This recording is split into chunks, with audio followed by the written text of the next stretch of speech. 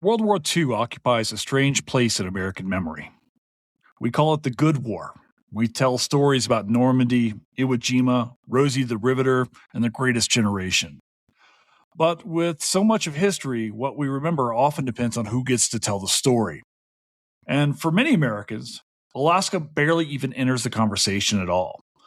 But during World War II, Alaska was invaded. Indigenous communities were uprooted from their homes. Native families were sent to relocation camps under the language of protection. Young Alaska Native men enlisted to defend homelands that the federal government itself was actively colonizing. And through it all, Native communities endured, adapted, resisted, and survived. I want to reintroduce an episode for you.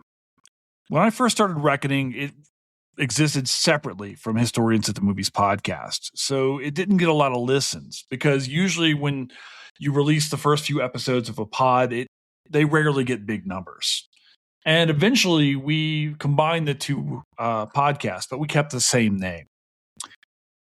In so many ways, our guest today exemplifies exactly what I wanted Reckoning to be and something I've strived for ever since. Our guest is Dr. Holly Guise. She's the author of the remarkable book, Alaska Native Resilience, Voices from World War II. Drawing on years of oral histories with Alaska Native elders, Holly reconstructs a history too often ignored in mainstream narratives of the war. The Aleutian invasion, forced relocations, segregation, military occupation, indigenous resistance, and the enduring power of memory. So what emerges is not simply a story about war, but about survival, identity, and the ongoing realities of colonialism in America's far north. It's one of the most powerful conversations I've had on this podcast, and one I think will fundamentally change the way listeners will understand both World War II and Alaska itself. I am so excited to reintroduce Holly's work here and now on this podcast, and I think you're going to find it really amazing. I'm Jason Herbert, and this is A Reckoning.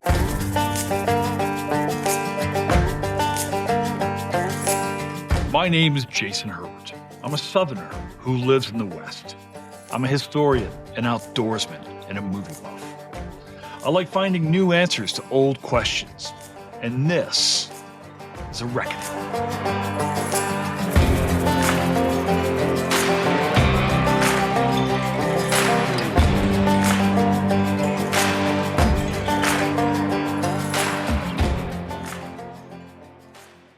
Welcome to Reckoning with Jason Herbert. How are you? Thank you. Thank you so much for having me visit Dr. Jason Herbert. It's really exciting to be here today. And I think it's Albuquerque. But yes, I think you can also remember it like Albuquerque because it rhymes with turkey, you know? I can't separate the town from the Bugs Bunny thing with the took a left at Albuquerque, and I've been down there a couple times now since I've been in Colorado, and I like Albuquerque. It's fine. More to the point, I like being able to get down and see my friends at the University of New Mexico, including yourself.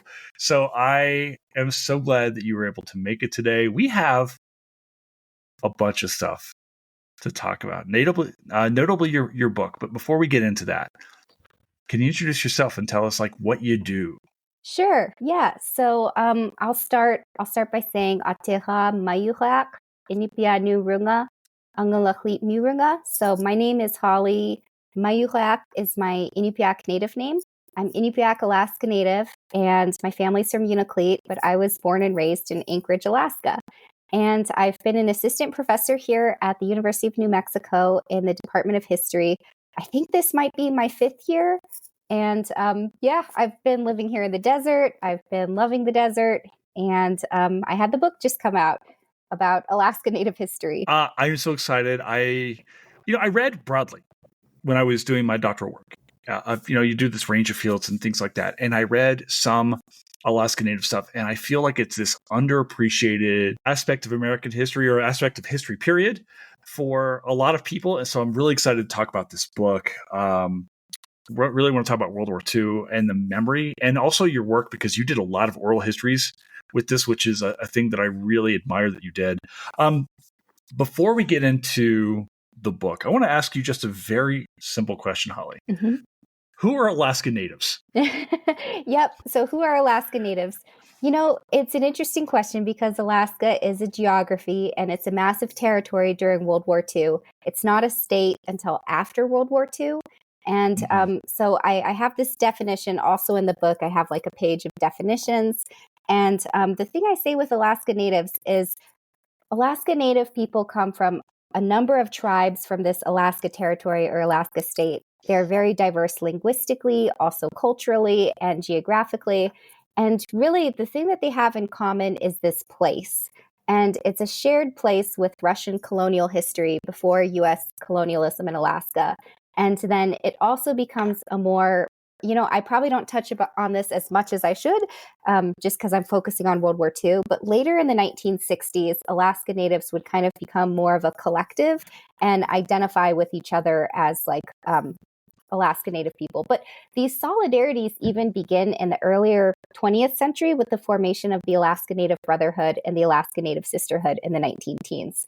So really like this kind of Alaska Native identity, I would say emerges in the early 20th century, and then it becomes more cohesive with like Native solidarity movements in the 60s. But even in this book, like I think there's like, maybe it's in chapter 3, I talk about how like Alaska Native men connect with each other while they're in the service, at boot camp in Anchorage and other places. So we still see ways that like Native people are connecting with each other.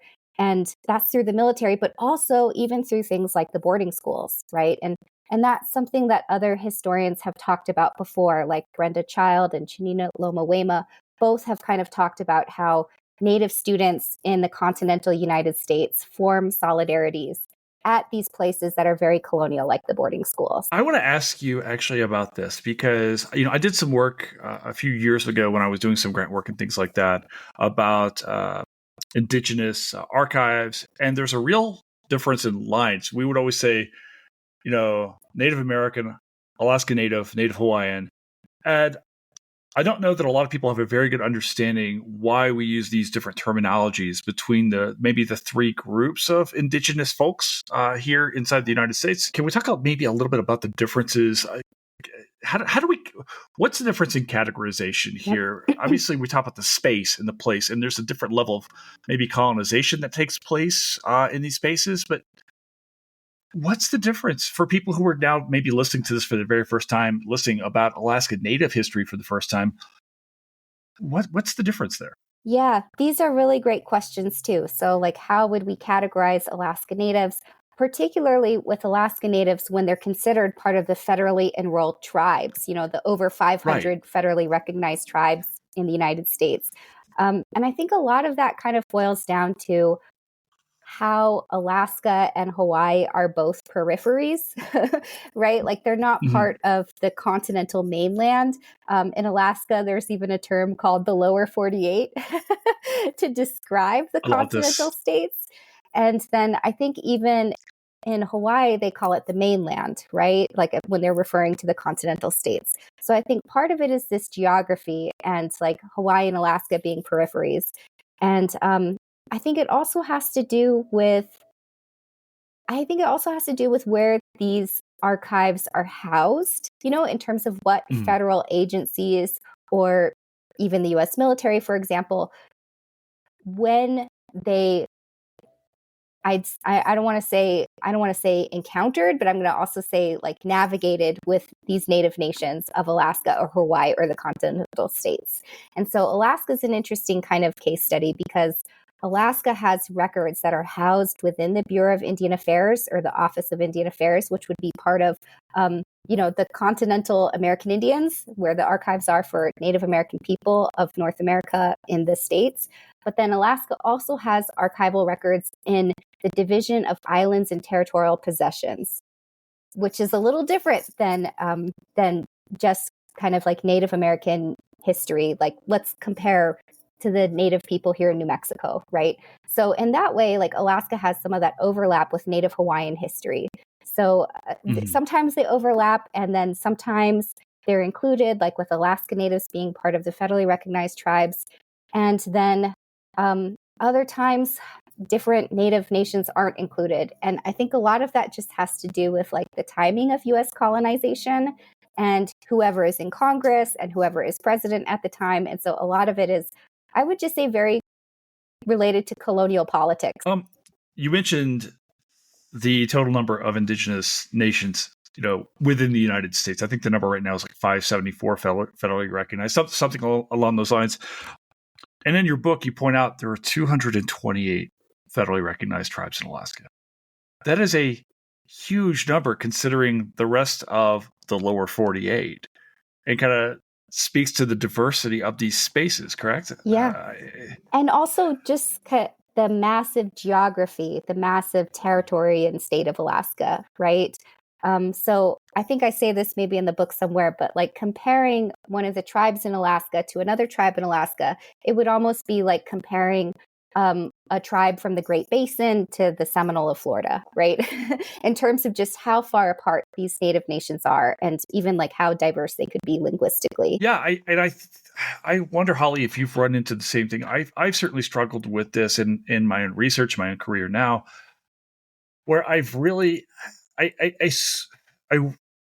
really cringe at blanket terms like, even tribes. Mm-hmm. People ask me, what's the tribal way of doing things, or how do tribes feel about this, or what native and things, because it doesn't get at the fact that these are incredibly diverse people who are speaking different languages, hold different belief systems, and everything like that. And I've never been to Alaska, so I'm jealous of you. Like so much. We've talked about this. Yet. Till we start a northern branch of HATM or the reckoning here.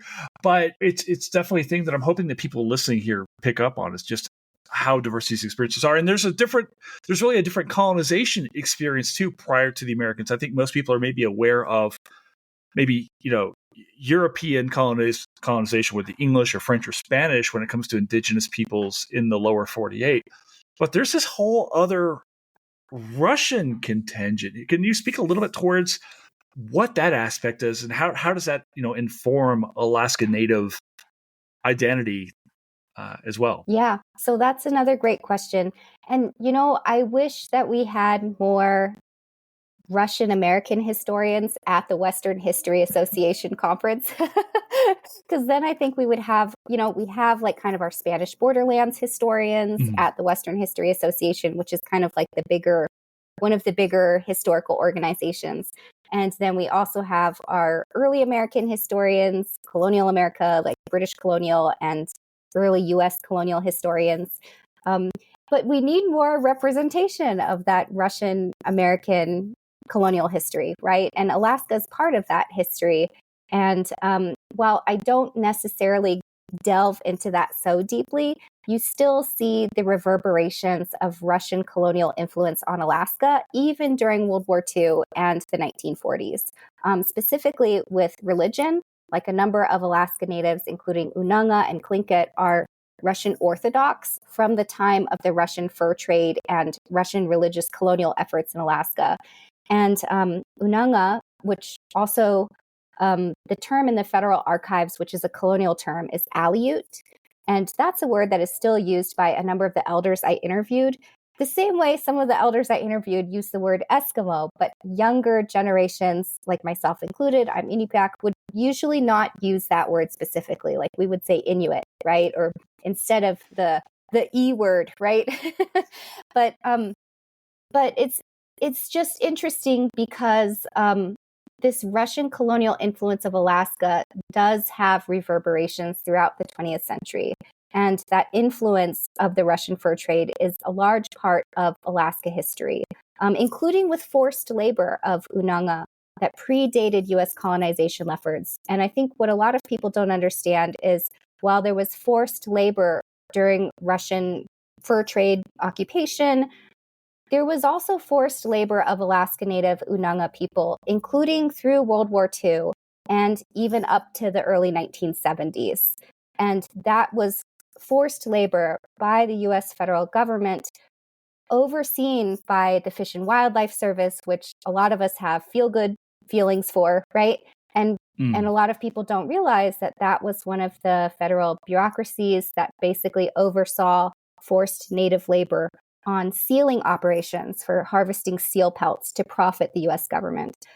So that's something I touch on in Chapter 1 and Chapter 2. And so again, even with this Russian colonial influence of Alaska from like the 19th century, we see a lot of the same patterns with U.S. colonial history in the 20th century as well. All right, I want to get into this because so much of your book really kind of takes things that I think maybe some people take for granted and turns it on its head. We'll talk a little bit about the idea of the quote-unquote good war here in a bit, but just what you tell me about, oh yeah, fish and wildlife's good. We like fish and wildlife and so forth. And maybe not so much after can we fast forward in time to World War II? Can we talk a little bit about where Alaska Native communities are at the outbreak of World War II? As you said earlier, Alaska is a colony. In 1941, what's going on here? Is there prior to the war break? Is there a concern? Is there of Japanese expansion? What are Alaska Native communities feeling as World War II begins? Yeah, great question. So why is Alaska significant during World War II? Totally. And did Alaska Natives predict this, right? And I'll start by saying before the war, and I talk about this in one of the chapters, maybe it's either Chapter 1 or Chapter 2, I talk about Chief Mike Hodikoff, and he's the chief of Attu. So he's Unanga, and Attu is an island on the Aleutian Islands. I know if you're watching this, you can see my Alaska hand map. Right. If you're listening, you can't see it. It's like your right hand, and you kind of... It's a very good hand. You kind of make the hand map. I heard you can also do it with Michigan or something. But they do the thing. They do with that. Oh, they do that. Okay, with the lakes. They have hand signals in Minnesota too, but they're usually with a finger. But go on. So that's what they call Minnesota nice. Go on. I'm sorry. Okay. So with Alaska, so you have like these two furthest islands of Attu and Kiska on the Aleutian chain. And Chief Mike Hodikoff of Attu talks to a U.S. war correspondent, Corey Ford, and he basically shares that a few years prior, Japanese imperial officials landed on Attu Island, took measurements of the island, raped the women, and basically then left, right? And so he's warning the only U.S. kind of government / colonial official he knows, which is a war correspondent, that something is going to happen. And I think Chief Hodikoff, if I'm remembering this correctly, even talked about how these men from the Japanese imperial military also may have killed his father, right? And so he's sharing this story, and Corey Ford basically reacts with ambivalence. That's my interpretation. And then he later writes this book, and he references that story. And so really, like, Alaska Native people are kind of predicting something is going to happen. Like, they've already had Japan's military land on the island before, these cases of sexual violence toward Native women. And then basically the U.S. did not reply, right? And then fast forward to June of 1942, and actually it's May of 1942, and you basically have the invasion of Attu and Kiska, where Japan invades these two Aleutian islands, takes over 40 Attuans as prisoners of war to a prisoner of war camp on Hokkaido, which is the North Island in Japan. And there's 2 white Bureau of Indian Affairs teachers. And the man is interrogated and then killed by, the Japanese military. And then the white woman, who I think is an older white woman, is put in a prisoner of war camp as well, And so he was the radio operator, and his name was Charles, why am I spacing on the name? Jones. I think that's the name. Charles Jones or Chaz Jones. It's one of those. And it's also tricky because when you look at federal archives, sometimes you see nicknames of people and sometimes you see misspellings, right?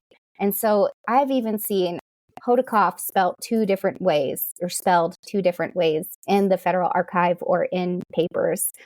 So that's interesting. And so after this happens, the U.S. Navy responds by relocating over 880 Unanga, who are Aleut in the colonial documents, from the Aleutian Islands to 6 relocation camps in Southeast Alaska from 1942 to 1944 and 1945. And the motivations for this, at least from what we can glean from the federal archives and also from a lawsuit that would later be filed by Unanga people in the 1980s, would be that the U.S. Navy was trying to protect Unanga, right? And so there's this language of protection, like we have to protect the Aleut from the Aleutian Islands from further invasion by Japan. But it's very racialized, and it's interesting because Aleut who are a quarter blood or more are sent to these relocation camps, and they're also called internment camps. But if you are less than that, or if you are a white man, then you can stay in your home in the Aleutian Islands. So you have the autonomy to be able to defend your house, to defend the islands from Japan's coastal invasion. But the native people are like wards, or they're like little children that the government or the military is taking care of, right? So the language is really interesting too, in terms of, you hear like U.S. history, like, a good book I would really recommend is Jeffrey Ostler's Surviving Genocide, where he talks about, I love Jeff. Yeah, where he talks about all of these relocations of native nations from like across the American West. And oftentimes, this is my interpretation, he probably says it in the book as well, it's because native people are being perceived as hostile or because the land is wanted, right? But in this case, this is interesting because basically native people are removed using the language of protection. But then a lot of their homes are being physically occupied during World War II by U.S. troops. So that's also really interesting too, because Unanga elders who I would interview, including Larry Sherkassin, who I talk about in chapter 1, his house was one of the houses that was occupied by U.S. military personnel during World War II. And his dad was a carpenter. And when they went back to his house, his dad would have to rebuild furniture and the entire inside of the house because it had been trashed by U.S. GIs, right? And so yeah, there's really kind of a lot of like layers to understanding what is happening in Alaska during the war, and especially in the Aleutian Islands. And what's fascinating is that Native people would continue to advocate for a return to their homelands, to their home islands, writing letters to the federal government, to the Fish and Wildlife Service, and federal agents advocating to go back to their homes. And so in 1944, Unanga from the Pribilof Islands of St. Paul and St. George, which are sealing islands, like where the government is getting profit from native bodies, return in 1944, non-coincidentally in time for the first sealing operations, right? And then in 1945, Unanga from the remaining Aleutian Islands, which are non-fur sealing, would return. And the reason it took another year is because the military and the BIA were arguing about who was going to pay to bring the remaining Unanga back, right? And so there's really, like, you can also see how federal bureaucracies fought against each other during this time period, and how a lot of this comes down to money, in terms of profiting from native bodies, but then also not wanting to pay to bring native bodies back, right? Yeah, Holly, before I became aware of your work, you've got this tremendous website as well that I want to plug for folks. We'll put this in the show notes. And then reading your book, I really wasn't aware of this aspect of Alaska Native history. I had no idea there was a quote unquote evacuation of Native folks in Alaska. And these Alaska, obviously the direct comparison here are the relocation camps. We have one here in Colorado, Amache, which is not very far. I've had a chance to visit with that. Can you talk a little bit about what these camps look like? Were people forcibly incarcerated? Were they under guard, like you saw at, say, place like the Japanese internment camp, the concentration camps in mainland United States, where there were barbed wires and fences and towers with men with guns? What do these camps look like? Yeah. So, like, how are these camps different? And how can we make sense of them? And there really is this parallel with Japanese American incarceration. And I mention it somewhere in the book. Unanga are relocated by the U.S. military and the U.S. government in this attempt to protect them, right? Like, that's the language and their wards. Japanese Americans are depicted during this time as villains, right? And so they're seen as, they're basically scapegoated during this time period, and they're basically villainized. And that's by the US government, but also, I'm going to say broadly socially as well, like by mainstream American public. Like, I think there's been books and arguments made showing like cartoons and newspaper things that basically are part of these hostilities, and I would even say hate against Japanese Americans during World War II. So there are these parallel stories where Native bodies are being relocated during World War II, and Japanese American or Asian American bodies are being relocated as well during World War II. And both are ethnic bodies, right? So really, like, these relocations derive from their non-white ethnic identity, whether Asian or Indigenous. And so there's the parallel story there. The difference is, and there's even similarities in terms of John Collier, Commissioner of the Indian Affairs, who oversees relocation of Japanese Americans, right? So we can even say that some of these kind of main officials in the federal government are overseeing both of these relocations. But I would say that the difference also is that these camps in Southeast Alaska do not have the barbed wire, right? They do not have guards. People, for the most part, can move relatively freely. And I say relatively in that Unanga from the islands of St. Paul and St. George, which are the fur sealing islands, are under very strict surveillance of the Fish and Wildlife Service. So strict that a government agent is writing about the number of people who are sick, the number of people who have the flu, the number of people who have the measles, and they're doing this to keep track of the laboring bodies, right? It's not because they care about Native people. It's because they care about the profit from the laboring bodies that they would provide. And I say that because Unanga from the Aleutian Islands do not face the same surveillance at all. It's almost hard to find written records about Unanga from the Aleutian Islands that aren't St. Paul and St. George. And a lot of that would come from the oral histories in terms of those experiences. But from what I've gathered from oral histories that other people have conducted and ones that I've conducted myself, for example, Alice Petrovelli is an elder who passed away a few years back. And she's an elder I interviewed in person maybe 3 to 4 times and talked to her on the phone a couple times. And she's from Atka Island. And she was relocated, I want to say, as a young teenager.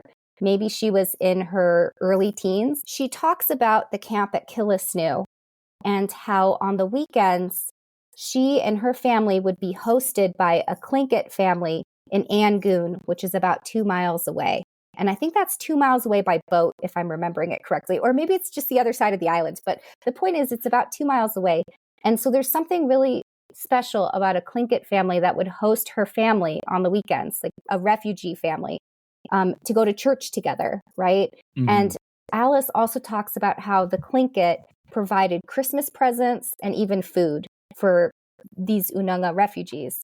And so there's also interesting things there because, like, for example, another elder I've been interviewing is named Marie Matsuno, and she is Japanese Alaskan. Her father is Japanese American from Maui, and her mother is Aleut, like from, I want to say, like Pilot Point area of Alaska.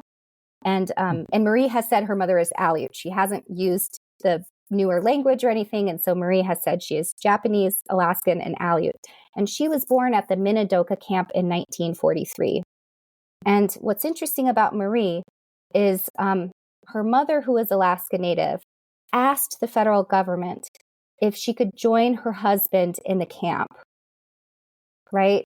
And Marie has talked about how she has gone to the pilgrimages at Minidoka and how she's met other people who were either born at the Minidoka camp or who were young children. And the stories you hear from her are completely different because she doesn't remember the camp. It's a large part of her childhood, right? Because she was born at the camp. But the stories and the photographs are all of the barbed wire and the restriction of movement, right? And guards and things like that. Whereas like stories from other elders like Alice, they talk about how there's limited mobilities in Southeast Alaska and there are dire camp conditions. Like I believe about 10% of Unanga would die at the relocation camps in Southeast Alaska. due to deplorable housing conditions, lack of water, lack of food. And I argue in chapter 2 that this number would be even higher were it not for Tlingit tribal mutual aid. I basically say that the local Tlingit population really stepped up to help Unanga when they could. That's probably a very long-winded answer. I think I probably touch on a lot of different points from your question. No, I want to know so much about this because this is such, obviously, Holly, this is a personal story for you. But, it's in a lot of ways, I think we can't, speaking as a non-Native American guy, come to terms with what it means to be American or just even person without hearing these kinds of stories. That's the reason why, I find them to be so important to talk about. I want to ask you about this. You talked very early on about a term you're coining here, equilibrium restoration, and much of the book is this idea of resilience and pushing back against colonization, what's being forced onto these folks, and we'll talk about this too. Can you talk a little bit about what equilibrium restoration means? Yeah, sure. So back to the story of Alice. At some point, because I think as writers, like, we probably don't sleep well at all. Most of us, we think a lot. We think too much, really. And so at some point I was thinking about some of the stories that Alice had shared with me. And she talks about a federal doctor named Dr. H.O.K. Bauer, and how she talks about really awful things that Dr. Bauer did. And actually, I have like a different article that I wrote in the Western Historical Quarterly, Who is Dr. Bauer? And it's about rematriation and oral history and believing women's testimonies, especially about stories of sexual violence. So Alice talked about Dr. Bauer and how he impregnated one of the women at the camp, an Atkin woman at the camp. And then he defied her bodily autonomy by forcing an abortion on her. And then Alice also talks about how Dr. Bauer practiced spinal taps, like medical testing on some of the Unanga in the camps, including Alice herself when she was like a pre-teenager. And then she talks about how her cousin died of a ruptured appendix and Dr. Bauer wouldn't treat her. And after her cousin passes away in Southeast Alaska at this relocation camp, when the doctor, who's a paid employee by the federal government, did not provide care, Alice's uncle, Bill Dirks, kicks out the doctor, right? And I was thinking about that in the middle of the night sometime, how he kicks the doctor out. He declines this, quote, medical aid, right? Forces him out, banishes, says, get out of here, right? I'm paraphrasing here. But when you put it in that perspective, I was thinking he's trying to restore equilibrium. And there's something really interesting about this concept of equilibrium. Like, if you can think of colonialism as bringing waves of violence or even waves of devastation or stories of relocation, equilibrium would be an action or an exertion by Native people, Native nations, a Native person to restore it, right? To restore their land, to restore their bodies, to take back their labor, to take back their land, right? And so this concept of equilibrium restoration, I thought really kind of went against a full colonial project, because if a full colonial project had its way, the Native people would be fully relocated, the new lands would be fully settled by settlers, right? You could kind of imagine how the whole story could go. But when Native people push back and they have their resistance, they basically reframe and put limits on what colonialism tries to do, right? And so I liked this concept of equilibrium restoration because one of the issues with writing history, and especially Native history, is you get all of these dark stories, right? Relocation, death, boarding schools. And these are things I talk about in the book as well, not in a way that makes it a spectacle. I try really hard to be thoughtful in how I write about it, right? But to show the gravity of the situation that Native people are encountering and that Native nations are encountering. And so with equilibrium restoration, I say, let's go to those low points. And then with restoration and equilibrium, let's say how Native people pushed back as much as they could to limit that colonial agenda. And so it's not a full declension narrative, right? It's like actually a story of like almost matched resistance. So conceptually, I kind of liked the equilibrium restoration thing because I think if the story was just like empowerment, empowerment, empowerment, you might not see all of those dark histories of colonialism. But if the story is just the dark stories of colonialism, it's a real downer, right? And so I was trying, like, as a writer, I was thinking like, oh, and you know what else is interesting about equilibrium restoration is sometimes it's suddenly achieved. You know, like when Alice's uncle Bill Dirks kicks out the physician. That's a sudden achievement, right? It's an exertion of agency, resistance. He removes the doctor who is causing harm. And then sometimes it takes a lifetime. And what's interesting is when you work with elders, you get to hear how something impacted their whole life and how they changed those circumstances. So there's an elder from Kodiak named Nick Alokli, who I interviewed at the Aleutian Museum with Peter Boskovsky, who was an intern there. And he helped me with the interview. And what I learned from Nick is that these boarding schools basically forced Nick to not speak his native language, right? And so he grew up not speaking his native language, and he felt really ashamed about it. And then it wouldn't be until he was an elder that he returned back to his native language to teach the younger generations. And so I thought that's also equilibrium restoration. You know, colonialism tried to take away his native tongue, and later in life, he's coming back and he's restoring it in the community.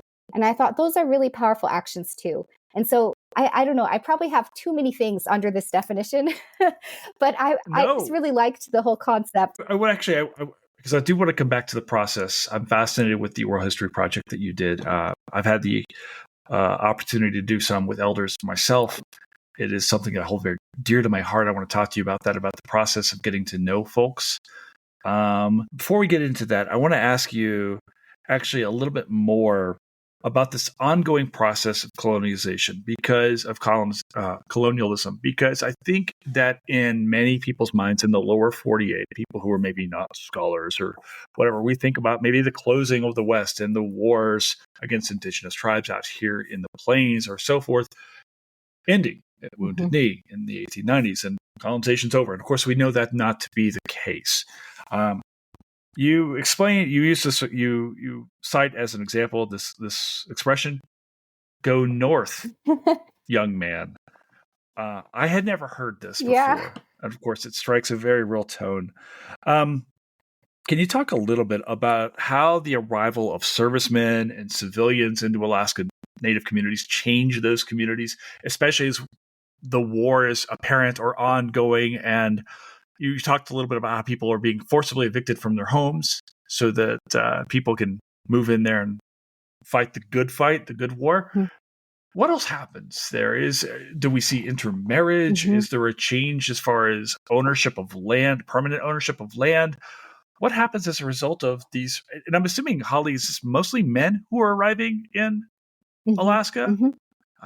What's happening here? Yeah. So this is also where Alaska is an interesting case study about like a history of the U.S. West and also northern expansion, right, into the Arctic. And what's interesting is we have this story about Native relocation from the Aleutian Islands, Tlingit tribal mutual aid, right? And then for people from my family, the Inupiat or the Inuit of like northern Alaska, here's my map. I'm getting good at this. Yeah. From northern Alaska, my grandpa, for example, Lowell Anagik, served in the Alaska Territorial Guard in addition to the U.S. Army. And the Alaska Territorial Guard is something I talk about in one of the chapters, and it's a guerrilla platoon formed, I'm going to say, primarily by Native nations. Inupiat, Yupik, other parts of coastal Alaska. And so when the U.S. Navy relocates Ununga, the U.S. military also gives World War I era Enfield rifles to northern and western Alaska natives to guard the coastline from further invasion by Japan. And so my grandpa was part of this guerrilla platoon.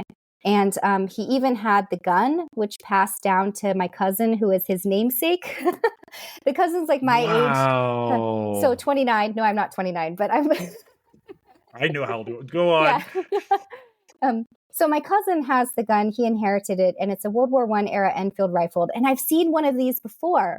And it's actually not the one that was my grandpa's, which now belongs to my cousin, who I think lives in Fairbanks / maybe Anchorage, but from Holger Georgi Jorgensen. And Georgi is an Inupiat, mixed Norwegian and Inupiat elder who I worked with for several years until he sadly passed away. And he had actually, at some point, he was talking about the World War I era Enfield rifles.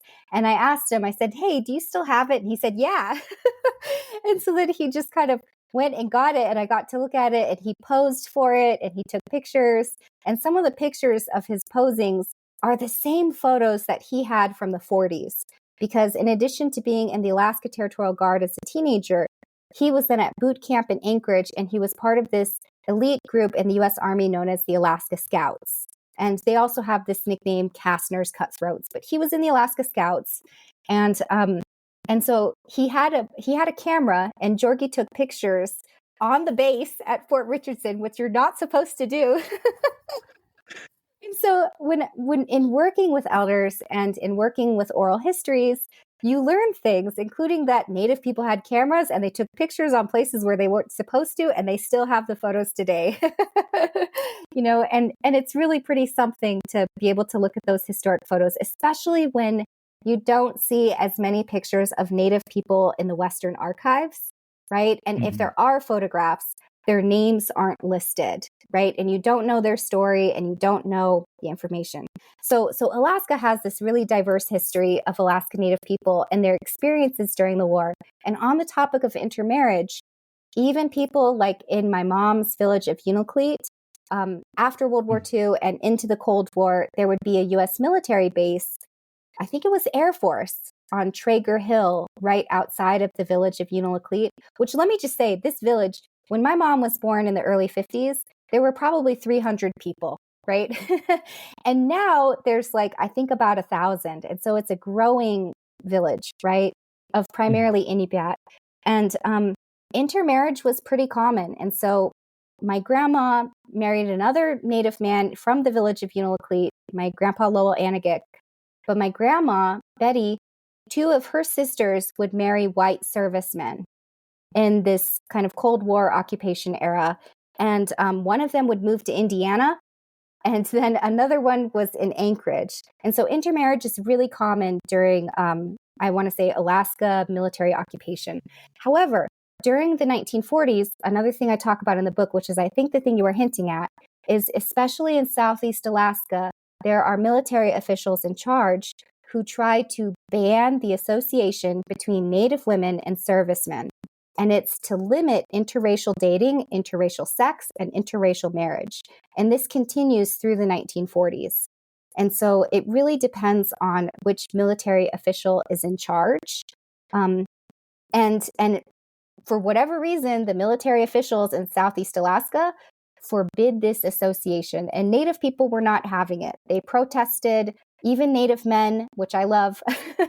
They wrote letters to the territorial governor, Ernest Greening, and also to military officials saying that you need to stop stigmatizing Native women because Native men are serving the U.S. military. They're using patriotic arguments for why Native people need these kind of equal rights and also equal treatment, whether it's through interracial dating or even in restaurants, theaters, and things like that. Anyway, long-winded answer. Actually, no, well, this brings up a question that I was taking for granted, and then it just hit me. Yeah, Alaska Natives.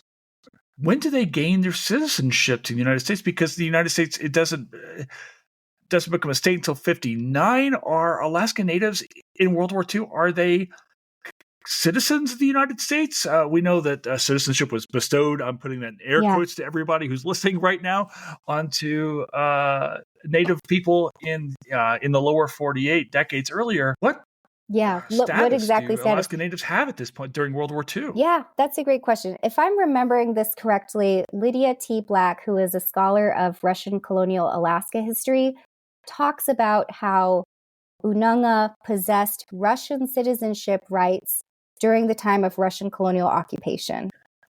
right? So if I'm remembering that correctly, and the person who can correct me is Colton Brandow, Dr. Colton Brandow. If you hear this, you will know.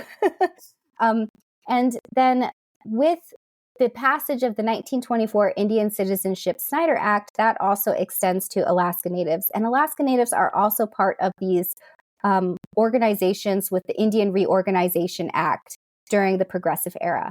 So that's another kind of interesting thing about Alaska Native history is Alaska Natives are included in some of these federal Native American, American Indian programs. So yes, so Alaska Natives are citizens. It's also just fascinating, like with Alaska, it's not a state until 59, right?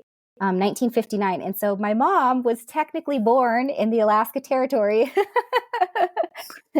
which is always kind of amusing. And like she grew up in this village, no running water, no flushing toilets, right? So that's another really interesting thing. I think like I try to touch on this a little bit in the book. We're talking about really remote rural areas in the Arctic and also the subarctic. And so like even the Battle of Attu itself, like the US military and Canadian forces would reclaim the Aleutian Islands with the Battle of Attu in May of 1943. I might have said the wrong date earlier. Japan did invade in the summer of 1942. But in May of 1943, I believe is the Battle of Attu. And the first group to land to initiate the battle are, drumroll, Unanga men, Unanga soldiers, right? They are the experts of their land. They are using the U.S. military to reclaim their home islands. And I think that's really powerful, that Native nations in Alaska had this choice between picking to ally with the U.S., with the Soviets, who had a smaller presence, right, but were nonetheless part of Alaska in terms of the Lend-Lease program that the U.S. had with the Soviets, and then also Japan, and that Alaska Natives chose to ally with the U.S. military to reclaim these islands from Japan. Yeah, I'm forgetting what I was about to say again, but I'll turn it back to you. I want to ask you, I want to ask you about the process of creating these histories. One of the things I find fascinating about your work, we've hinted at this and spoken about it before, is that you went out and conducted, I think, 90 interviews with elders, something, I mean, a tremendous amount of time getting to know folks over a decade or so amount of work. Can you talk a little bit, Holly, about what that process was like as far as making contact with folks, say, hey, I've got this project. I care about this deeply. I'd like to talk to you about it. Where did you find yourself easily welcomed into homes to talk about lives? Were there obstacles for yourself as a scholar, about someone who does deeply care about this past and this history? What's the process for a scholar who's going to go out and really conduct these interviews and then be saddled with the responsibility of ensuring that you are telling these stories in ways that are appropriate to the people who are entrusting you with their family and their legacies as a scholar? Yeah, great question. So I conducted interviews with over 90 elders. Some of the interviews, here's the book. Some of the interviews I conducted several times, like Georgi, the elder I was talking about, who was in the Alaska Territorial Guard. I probably met with him in person, I want to say like 6 to 8 times, and then had well over a dozen phone calls with him as well, right? Mm-hmm. And so there's some elders who are part of the like 90 list where I talk to them lots of times. And so I don't even know the exact number of interviews because of that, because I just kind of think of it as meeting with the person. But really, like, the interviews were made possible because it was a community project, right? Because I worked with tribal archives, I worked with tribal historians. I probably can't give a shout out to everyone in this interview, but I do want to say that Karen Eddy of the Fairbanks Native Association Elder Program was incredibly generous with allowing me to visit the Elder Lunch Program and to introduce myself and to meet with elders there on site. Also, Marilyn Doyle, who ran the Elder Program with the Tlingit Haida Central Council of the Indian Tribes of Alaska. She was incredibly helpful in terms of helping me to connect with Tlingit elders in Southeast Alaska. And even like Sarah Huntsinger of XYZ Senior Center in Nome, Alaska. And so what I would usually do is I would try to connect with senior centers and lunch programs. And I would say, I'd have a flyer and I'd say I was a graduate student and I was working on an Alaska oral history project. And the thing I love about Alaska is most of the time, I'm not even the first person to talk to these elders, right? And so what I appreciate about oral history as a field is that it's very supportive, right? And that oftentimes the people I was talking to have engaged in other projects with the University of Alaska Fairbanks, their project jukeboxes, and also with interviews with local news outlets, in Nome, the Nome Nugget, things like that. Mm-hmm. And so for a lot of elders, it wasn't a new thing. And I think that what's also neat about doing an interview with someone when they've been interviewed by someone else before is you see the overlap and you know that their story is true, right? And so I also like that too. Somebody who participated in an interview in the 1990s and maybe it was by someone else and then I did an interview later. What I will say, and I wasn't expecting this, is that even though a number of the elders had participated in news interviews or even interviews with oral history projects before, because of their age, because I was working with elders about World War II, I might have been one of the last people other than their family members who they told this story to, right? And so I was really talking to a lot of elders in the later stages of their lives. And a lot of them even told me that they were terminally ill or that they had different types of health conditions. And so I wrote this toward the conclusion. I didn't know I would kind of confront mortality on such a regular basis working with elders, Mm-hmm. but I think it was really powerful. And I feel lucky to have been able to connect with them. But on the point of thanking people, I tried really hard to put everybody in the acknowledgements, but I couldn't put everything. And so I have this appendix. Mm-hmm. Let me see if I can open it. I have this appendix and it says, Timeline of Oral History Research Travels. And I thought this was very cool. Thank you. Yeah, thank you. And I list the date and the location and the names of people Mm-hmm. who helped me conduct interviews and who suggested people to. And I also just wanted like a record of it. Like, where was I? Who did I connect with? Who did I talk to? And who helped me along the way? And so I wanted to make sure I had that appendix listed. And then on reciprocity, like my policy, I have this somewhere in here. I think in the intro, I have a section called like Alaska Native Oral History Methods or something. I try to make sure to transcribe the interview within 30 days to give a copy back to the elder, ask if they want to make any changes or to add anything or to remove anything.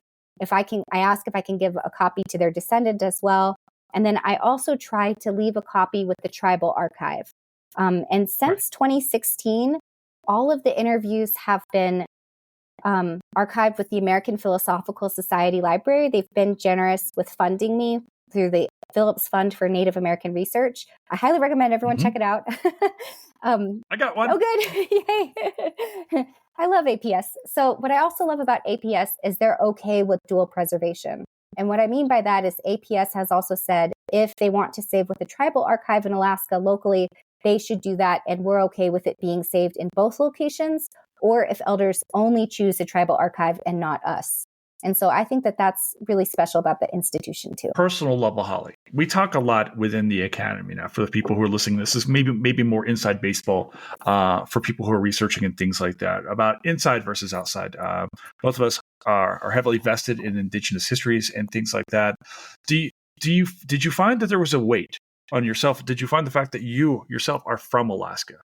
Was there anything overriding? Do you think that affected your work at times? This idea that like I am writing of my own communities, of these places that I'm intimately familiar with. Is there a weight there? You talked earlier about the sleeplessness at times. I assume that's not just because you were upgrading papers until 2 a.m. Was there a personal level? Does this kind of work affect you as you were writing this and researching and writing this as well?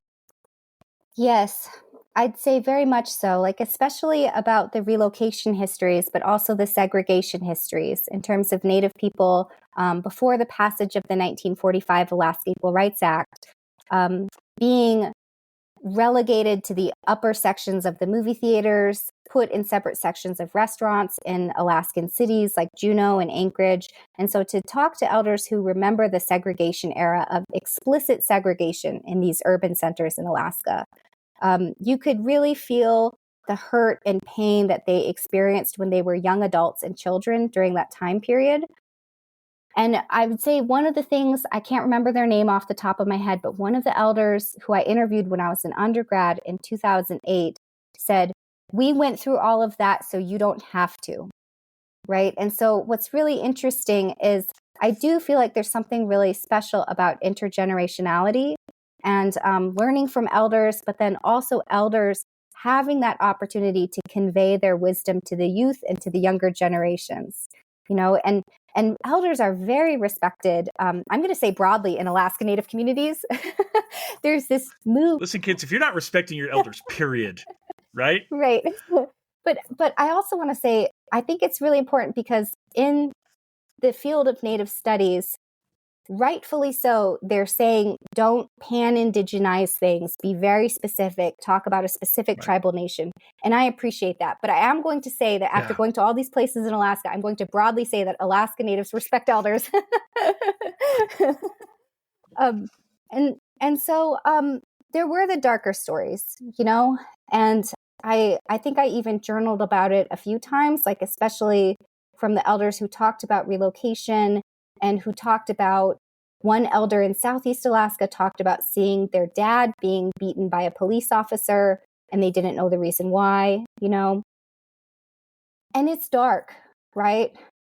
And so I don't know. I don't know if I can do the dark history again, and I think that I used to have kind of more energy, maybe in my 20s.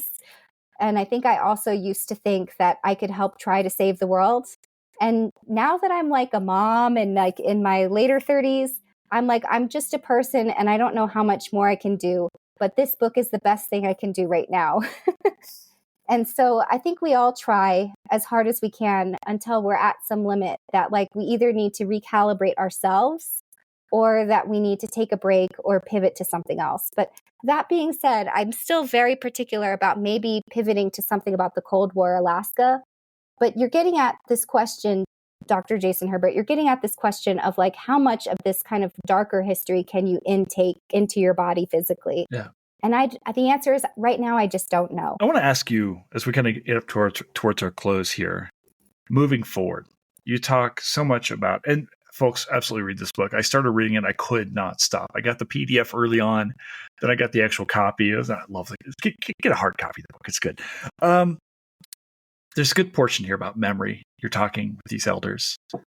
You've been up there. You experienced. You grew up in it.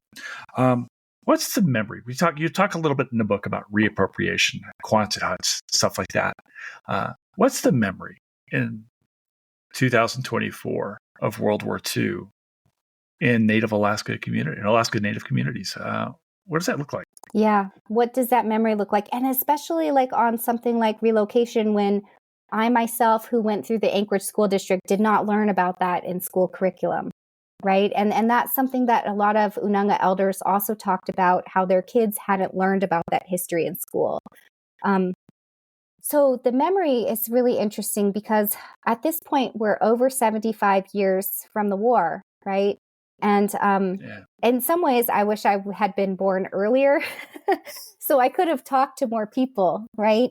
Because I think that there was, around the 50th anniversary of World War II, there was this push, I would say, even in the field of history, but also even with movies and such, Saving Private Ryan.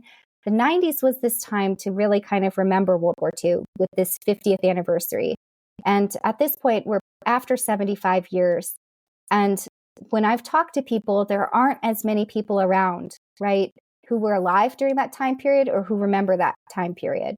And so I guess I kind of also wanted to make sure that we recorded like a variety of Alaska Native perspectives about these different types of experiences during World War II that are so diverse, depending on your gender, depending on your age, depending on, because, there's the stories of violence against Native women during this time period as well, depending on the relocation or not relocation. And I'm trailing off now. Well, let me the ask you this, memories. Holly. Yes. People. What? Yes, go Okay, ahead. so I close with one of the things I close in the conclusion is Karen Thompson, who is a Yupik Tsimshian elder. And she's with another Tsimshian elder who's a World War II veteran, Conrad F. Ryan Sr. And they showed me a gunnery at Point Davidson, which is on Annette Island, Metlakatla, the Indian reservation. And I'm holding it up here, but if you're listening, you can't see it. But the photograph basically shows the rubble of World War II. And so what I find really interesting is this war that was so significant in Alaska. It's the only land invasion in North America that, of Japan invading a territory or in North America on like the U.S. North American territory. That like basically we have these military bases pop up all around. And I worked with a really fantastic Inupiat geoscientist, Dr. Sarah Ahrens. And I was like, I want every base mentioned. I want every Alaska Territorial Guard unit on there. I want the relocation camps. I want the Alaska Highway. The maps are tremendous. Thank you. Yeah, I credit Dr. Ahrens for the maps, for being fantastic. And so you can see how much militarization is in Alaska. And then when you look at this conclusion, the only thing that's left is Native people and the rubble, right? And so I thought that was also really interesting, that a lot of the memory of war actually is some of these like abandoned barracks in like Whittier, Alaska, right? That used to be World War II dormitories or military barracks that are now vacant. And at some point they were occupied during the Cold War, although they would then peter out. But I know we're approaching time. And so listen, we're approaching time for this time. I want you back on as many of these as we can. I know that you and Bathsheba and I are planning on doing something at some point in time as well. Holly, is there anything else, any final thoughts that you've got? Do you want our listeners to know about your work, about these amazing communities you're talking about as we're kind of coming to a close? I guess just thank you for listening. Thank you for listening today. Thank you for hosting me, Dr. Herbert. I'm really grateful. And thank you. Koyana.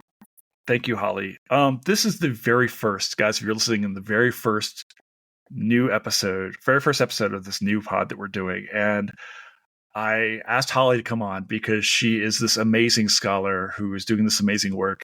And more than that, she's my friend. And I am so thankful to you, Holly, on personal and professional. Just you're amazing. So thank you so much for being here today. This has been amazing. Thank you. Thank you for having me. All right, everybody. Thanks for coming in. Thanks for listening to Reckoning with Jason Herbert. We've got more stuff for you coming up. Keep listening. I think that's it. Is that it? I think we got it. I think so. Are you going to Kansas City? No, I won't make it to Kansas City.